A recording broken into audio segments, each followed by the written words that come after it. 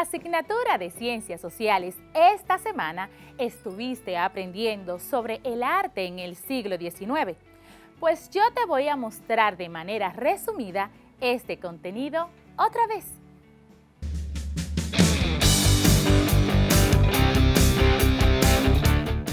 ¿Listos? Pues vamos a la retroalimentación de nuestra clase pasada sobre el arte en el siglo XIX. Vimos que fue un siglo muy importante para la humanidad, porque en él se hicieron grandes descubrimientos e inventos que han evolucionado y que siguen siendo usados hoy en día, como por ejemplo, la locomotora, la fotografía, el vehículo eléctrico, la anestesia, teléfono, termómetro clínico, fonógrafo, generador eléctrico, el avión, sistema de transferencia eléctrica, la cinematografía, la radio, el radiocontrol y la aspirina. Pero también aprendimos conceptos como siglo. Un siglo es un periodo de 100 años, tomando en cuenta la era cristiana, es decir, usando el calendario cristiano. Manifestaciones artísticas. Las manifestaciones artísticas son expresiones creativas que, mediante el uso de diversos recursos, permiten a las personas mostrar sus ideas, emociones y la percepción que tienen sobre el mundo exterior.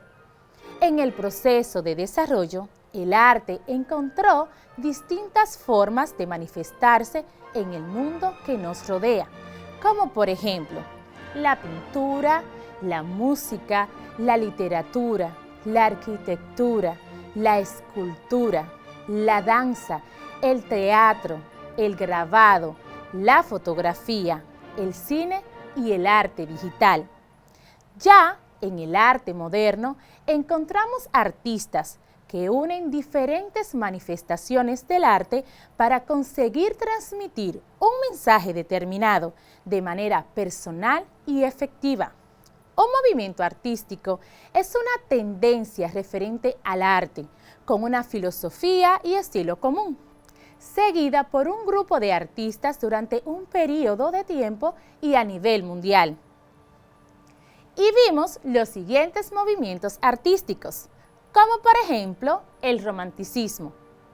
Los orígenes más remotos de este movimiento se encuentran en la música y en la literatura alemana e inglesa de finales del siglo XVIII. Este surge como una reacción en contra de los esquemas rígidos del clasicismo y recibe un enorme influjo del arte gótico. Vimos en la literatura a Víctor Hugo, considerado por muchos como el mejor escritor francés de la historia. Fue poeta y novelista, y entre sus obras más notables destacan Nuestra Señora de París de 1831, Los Miserables de 1862 y El hombre que ríe de 1869. Del realismo aprendimos que este nace entre los años de 1850 y 1875, como reacción al exceso de antimentalismo propio del romanticismo, y se caracteriza por representar las cosas como son en realidad. Las nuevas ideologías sociales, el nacimiento de la fotografía y el desarrollo científico serán sus bases doctrinales. Pusimos de ejemplo del realismo Las aventuras de Tom Sawyer, de Mark Twain. El joven huérfano Tom Sawyer vive en un pueblo de Mississippi a cargo de su tía Polly. Tom choca con el orden establecido de los adultos, y esta experiencia que vive junto a Huckleberry Finn, su mejor amigo, lo llevará a convertirse en un adulto. Hablamos también del impresionismo. La pintura impresionista no posee argumentos, sino estampas, escenas urbanas y campestres. El mundo más representado va a ser el del ocio, en interiores como cabarets y café, y en el exterior natural usado como divertimento. Impresión. El sol naciente es un cuadro del pintor francés Claude Monet, cuadro que dio nombre al movimiento impresionista. Hoy tendremos una clase igual de hermosa, llena de conocimientos, así que comencemos ya. El siglo XIX comenzó el 1 de enero del año 1801 y terminó el 31 de diciembre de 1900, llamado el siglo de la industrialización. Fue un siglo fundamentalmente para el desarrollo de la humanidad en todas las áreas de la existencia, debido a grandes descubrimientos científicos, inventos, revoluciones industriales, en el ámbito del pensamiento y, por supuesto, el arte. Por eso hoy dedicaremos nuestra clase a conocer el arte del siglo XIX. Seguimos hablando de arte y no te puedes mover porque va a dar inicio la clase más fascinante, nuestra clase de Ciencias Sociales. Hoy vamos a ver la segunda parte del arte en el siglo XIX. Un hermoso viaje por la historia de la humanidad a través de la cultura. Vamos a conocer otros movimientos artísticos importantes del siglo XIX. Como hemos visto, los movimientos del arte se reflejan en todas las manifestaciones, como por ejemplo en la pintura, escultura, la arquitectura, la música, la danza, artes decorativas, hasta en la moda, entre muchos otros. Por eso, van a haber ejemplos en varias manifestaciones del arte en cada movimiento. Vamos a ver el primer movimiento. Antes de hablar de los movimientos pictóricos, quisiera comentarles que el prefijo neo, pegado a la palabra a la que modifica y sin guión, neo, es un elemento compositivo que significa nuevo o reciente. Y como todos los prefijos, de acuerdo con la ortografía de la lengua española, se escribe sin guión y unido a la base a la que se incorpora. Neoimpresionismo es el nombre de un movimiento artístico europeo y de vanguardia que emergió entre 1886 y 1906. El término neoimpresionismo fue acuñado por el crítico de arte Félix Fénéon en el conjunto de artículos recopilados bajo el nombre Los Impresionistas y publicado en la revista Vogue en París de 1886 sobre la octava y última exposición impresionista. Señalaba que las raíces de estos desarrollos se situaban en las artes visuales del impresionismo, pero ofrecía a su vez una nueva lectura del color y la línea en la práctica de Seurat y Signac. Usan colores puros, no admiten mezcla, salvo la mezcla de colores vecinos en el círculo. Estos, matizados entre sí y aclarados con el blanco, engendran la multiplicidad de los colores del prisma y de todas sus graduaciones. Fue el movimiento artístico que realmente llegó a manifestar los postulados impresionistas. Además, fue el retorno a la sistematización impresionista, a la técnica del puntillismo o divisionismo. Es una posición extrema del impresionismo el que aplica más rigurosamente la teoría sobre el color, pues es un movimiento artístico de finales del siglo XIX, liderado por Georges Seurat y Paul Signac, cuyos trabajos ya en 1884 se pueden considerar neoimpresionismo. Un baño de Assisnier es un cuadro del pintor francés Georges Pierre Seurat, realizado en 1884 y exhibido en el National Gallery de Londres. Las modistas Rue de Caire hace 1885 y 1886. El postimpresionismo fue un movimiento artístico que se desarrolló durante la década de 1890, caracterizado por un enfoque subjetivo de la pintura, ya que los artistas buscaban evocar emociones a través de sus obras, dejando a un lado el realismo. Algunos plantean que la idea de los postimpresionistas no era renegar, repudiar u olvidar el impresionismo, sino perfeccionarlo, mientras que otros, por el contrario, plantean que el postimpresionismo no era tanto una extensión del impresionismo, más bien un rechazo a sus limitaciones. Los postimpresionistas continuaron utilizando colores vivos, una aplicación compacta de la pintura, pinceladas distinguibles y temas de la vida real, pero intentaron llevar más emoción y expresión a su pintura. Entre las principales características del postimpresionismo es lo que surgía del impresionismo, en la medida en que admitía la importancia del lado subjetivo, humano, emocional y sentimental, expresado y no solo en su aspecto superficial, de reproducción de la realidad, como lo hicieran los autores del impresionismo. Si bien su estilo varía mucho, la pintura postimpresionista comparten algunas características como los motivos simbólicos, colores poco naturales y sus pinceladas pictóricas.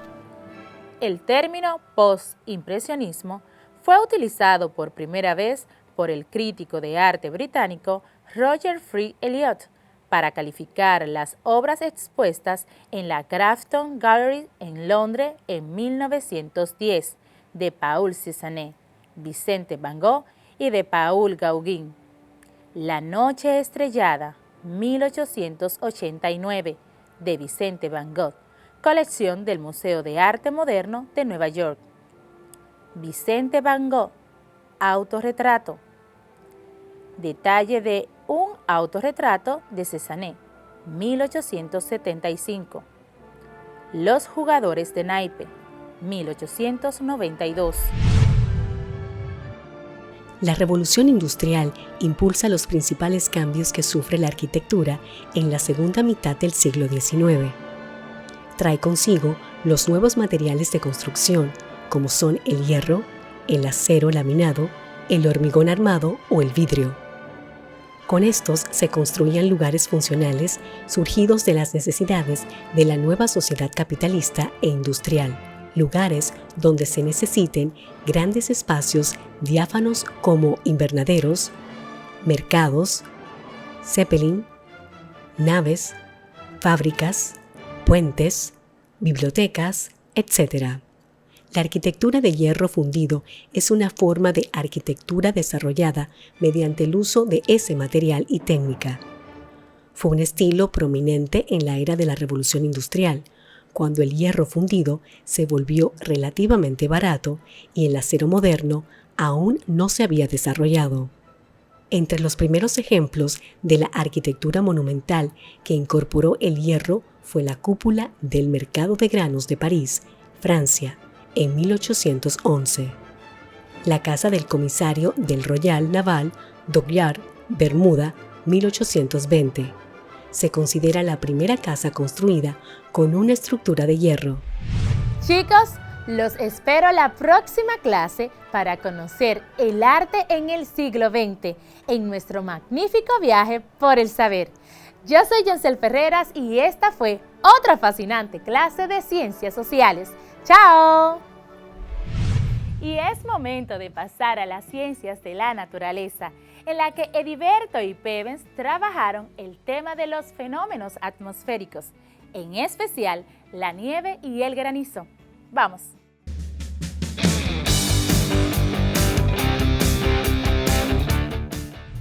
Hola Hola queridos estudiantes, bienvenidos a su clase de Ciencias de la Naturaleza con sus profesores Ediberto Cordero y Pedens Serrano. El día de hoy tenemos un contenido súper interesante, pero no podemos iniciar sin retroalimentar lo trabajado en la clase anterior. Recapitulemos juntos. En la clase anterior estuvimos hablando sobre la nieve, cómo se forma, su clasificación, simetría y sus efectos. Y en el día de hoy estaremos hablando sobre un fenómeno extremadamente interesante, los granizos. A diferencia de la nieve en nuestro país, han ocurrido en varias ocasiones este tipo de fenómeno y es muy probable que muchos de los que somos más grandecitos lo hayamos presenciado. Pero ¿qué les parece si la profesora Pedens nos explica más sobre el concepto? Según la Geoenciclopedia, el granizo es un tipo de precipitación sólida que se presenta en forma de bola. Estos trozos de hielo se originan cuando las gotas de agua muy frías se congelan en la parte superior de las nubes y caen cuando, al ser tan grandes, no pueden ser sostenidas por las corrientes de aire. En consecuencia, caen al suelo sin fundirse. Pensarías que el granizo no parece ser un desastre natural, ¿verdad? Sin embargo, imagina esos trozos de hielo de 25 a 150 milímetros de diámetro que caen desde las alturas. Si alguno alcanzara tu cabeza te haría daño. Ahora, toma en cuenta miles de bolas de granizo a tu alrededor.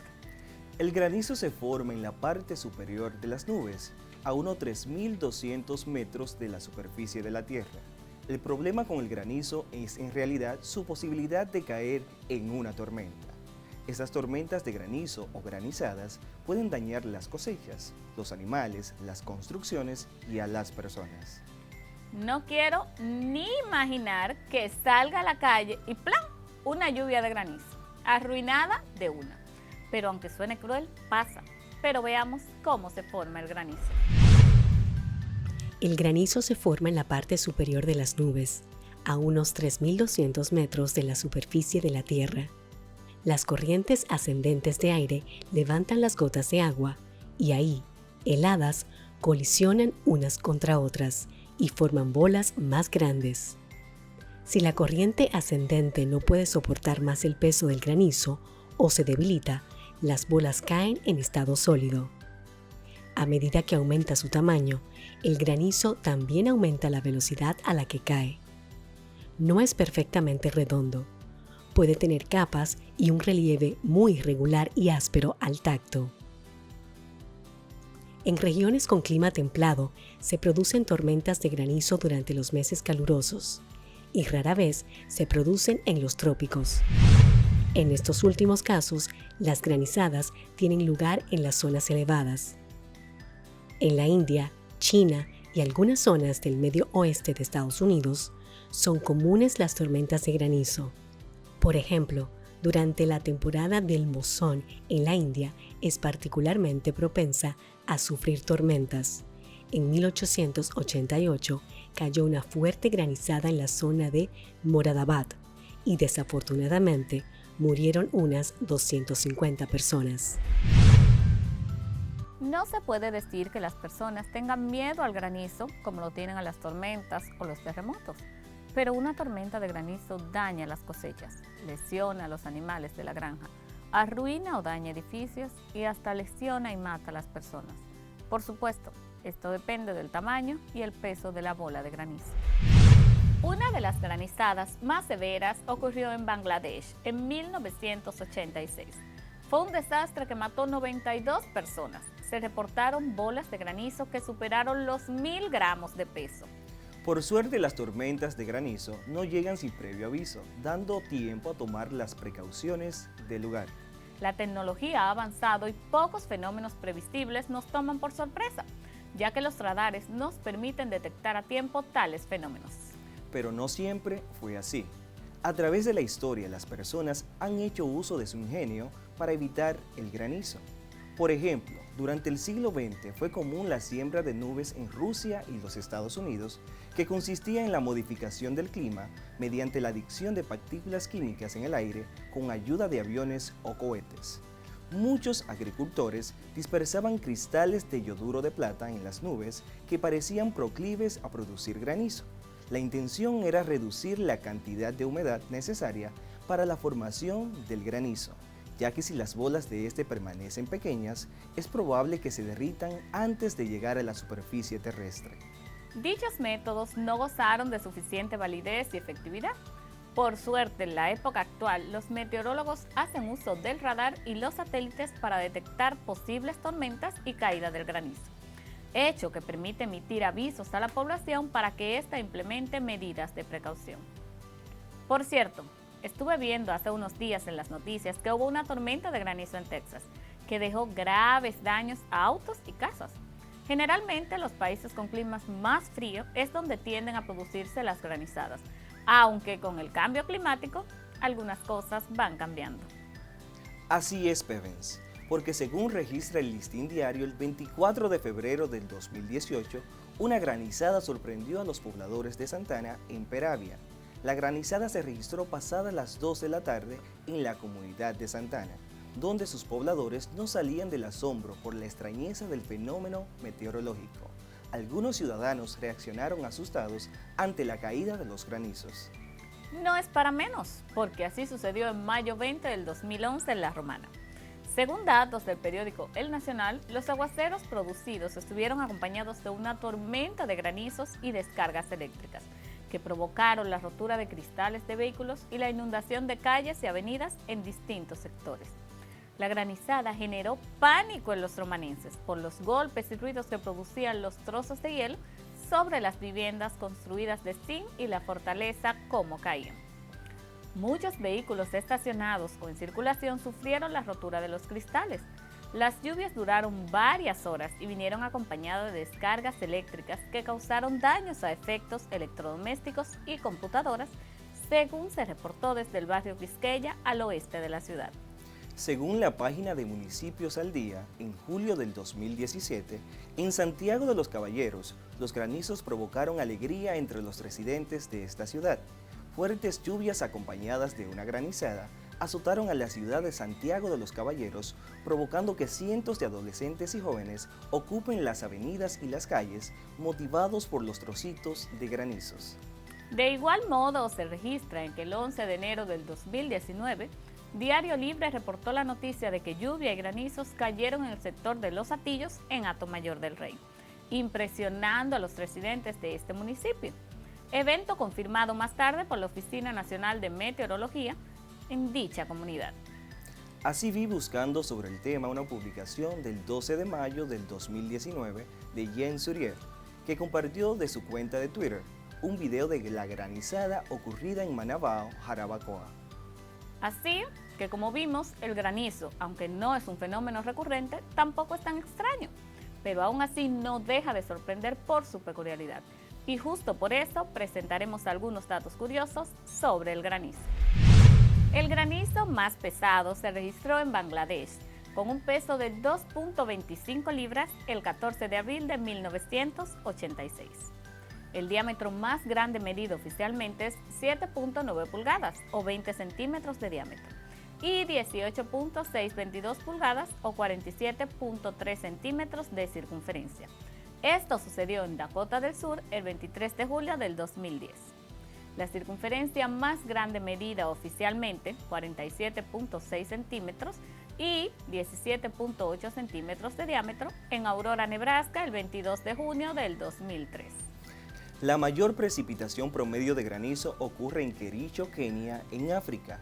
Este experimenta tormentas de granizo en un promedio de 50 días al año.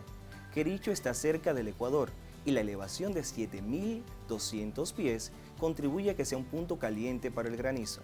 Kericho alcanzó el récord mundial de 132 días de granizo en un año. También se sabe que el granizo puede ser transparente o translúcido. Y en algún punto del siglo XVIII, los europeos dispararon cañones a las nubes e hicieron sonar las campanas de las iglesias porque pensaban que de esta forma podían impedir la caída de los granizos. Interesantes datos los que acabamos de compartir. Y le agrego que en las zonas donde se acumula el granizo en el suelo, en asociación con la actividad tormentosa, se conoce como vetas de granizo o franjas de granizo, que pueden ser detectables por el satélite después de las tormentas que pasan. Las tormentas de granizo suelen durar unos pocos minutos hasta 15 minutos de duración. La acumulación de las tormentas de granizo pueden cubrir el terreno con más de 5 centímetros de granizo, pudiendo causar derribos de árboles, las inundaciones repentinas y deslizamientos de tierra en áreas de terreno empinado. Y esto puede ser una preocupación con la acumulación de granizo. Un poquito para allá, por favor. Un poquito. ¿Ahora qué, Pevens? ¿Qué pasa? Nada, haciendo espacio porque hoy nos acompaña desde el Liceo Payito en Nagua, Distrito 1402, Emily Mata. Viene con nosotros complaciendo peticiones a través de los medios digitales, donde Yeudi Ramos, Dionelki Mejía y Yamilet Segura expresaban que extrañan los quiz para escribir y responder. Y como dicen Ariane y Yandet, que sea divertido. Bienvenida, Emily. Es un placer estar acá representando a los estudiantes cuarto de secundaria del Liceo Payita. Muchísimas gracias por invitarme. Bienvenida nuevamente, Emily. Gracias por estar acá con nosotros en este día. Vamos a ver qué tanto estás aprendiendo con nosotros. Ten a mano tu cuaderno y toma los apuntes y las asignaciones que luego compartirás con tu maestro guía. Escoge la respuesta correcta en cada caso. Pregunta número 1. Es el ciclo responsable de mantener el agua regenerándose constantemente en el planeta Tierra. A. Ciclo del agua. B. Ciclo del oxígeno. C. Ciclo del azufre. Te repito nuevamente. Es el ciclo responsable de mantener agua regenerándose constantemente en el planeta Tierra. A. Ciclo del agua. B. Ciclo de oxígeno. C. Ciclo de azufre. Si respondiste ciclo del agua, excelente. El ciclo del agua es el encargado de que haya agua de manera permanente en la Tierra. Es el resultado de la condensación del vapor del agua contenido en las nubes posicionadas a altitudes medias. A. La nieve. B. La lluvia. C. El granizo. Repito. Es el resultado de la condensación del vapor del agua contenido en las nubes posicionadas a altitudes medias. A. La nieve. B. La lluvia. C. El granizo. Muy bien, la respuesta correcta es la lluvia, que como nos explicaron nuestros maestros en clases anteriores, puede ser llovizna, lluvia o tormenta, y que siempre es dulce porque las sales no se evaporan. Número 3. La lluvia es muy débil. Las gotas son muy finas y de poca cantidad acuosa. Prácticamente son pulverizadas por el viento. A. Aguacero. B. Tormenta. C. Llovizna. Te repito nuevamente. La lluvia es muy débil. Las gotas son muy finas y de poca cantidad acuosa. Prácticamente son pulverizadas por el viento. A. Aguacero. B. Tormenta. C. Llovizna. Si escogiste llovizna, felicidades.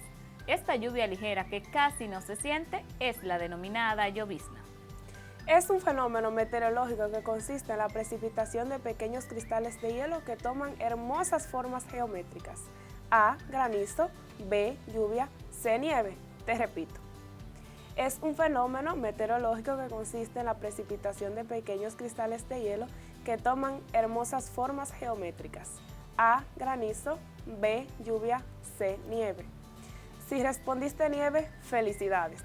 Esta precipitación de pequeños cristales de hielo permite la recreación e incluso algunos deportes que, como ya explicaron los maestros, no caen en República Dominicana.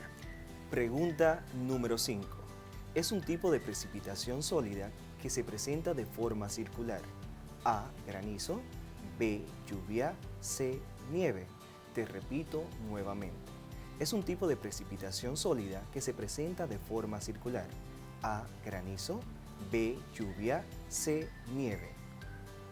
Muy bien, los granizos, que como tratamos en la clase del día de hoy, sí se presentan en República Dominicana. Me ha encantado la clase del día de hoy, porque seguimos aprendiendo conceptos relacionados a los fenómenos naturales y conocimos sobre el granizo, su naturaleza, particularidades y que podemos verlo en República Dominicana. Así es, y que seguiremos aprendiendo más sobre dichos fenómenos en la próxima clase. Así que si te perdiste algo o no comprendiste, puedes ver la repetición o buscarnos en nuestros medios digitales o canales de YouTube, donde puedes pausar, retroceder y volver a ver cuantas veces necesites este y todos los contenidos trabajados. Sigue cuidándote, manteniendo el distanciamiento y lavando frecuentemente tus manos. Hoy aprendimos ciencias de la naturaleza con nuestra alumna invitada Emily Mata. y tus profesores Ediberto Cordero. y Pedens Serrano. Y recuerda que aprendemos desde casa. Preservando la salud. Bye. Interesantísimo este tema de los fenómenos atmosféricos, ¿verdad? Espero que hayan tomado notas de este y de los temas anteriores. Al regreso, llegan los idiomas. No se muevan.